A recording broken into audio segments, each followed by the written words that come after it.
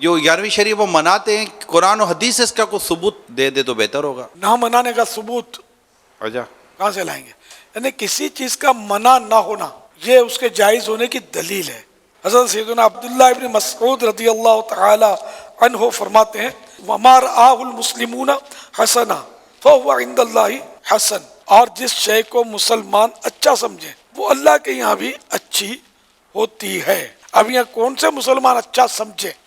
تو فتح رضویہ شریف میں اس کا یہ ہے کہ اہل علم و تقوی، والحمدللہ 11ویں شریف تو صدیوں سے اپنے اپنے انداز میں علماء صلحاء مناتے آ رہے ہیں، اس لیے وہ ہر چیز کے لیے یہ کہنا کہ اس کا ثبوت، تو ثبوت میں صحیح کہتا ہوں، یہ اصول ثبوت یہی ہے کہ کسی شے کے عدم جواز کی دلیل نہ ہونا خود دلیل جواز ہے، ورنہ تو آپ قدم بھی نہیں اٹھا سکتے۔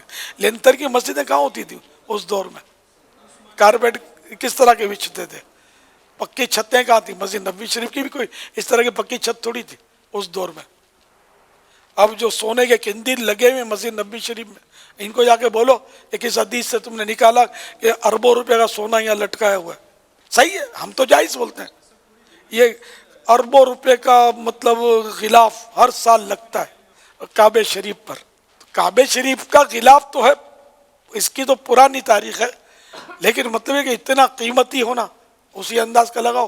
تو بہرحال یہ کہ جس کو منع نہیں کیا شریعت نے وہ جائز ہے، تو یہ کعبے کو غلاف دینا قیمتی تعظیماً بالکل جائز ہے، اربوں نہیں خربوں روپے کا ہو تب بھی جائز ہے۔ دنیا بھر کا سونا مسجد نبوی شریف میں اگر خوبصورتی کے لیے لگا لیا گیا تو ناجائز کون کہے گا؟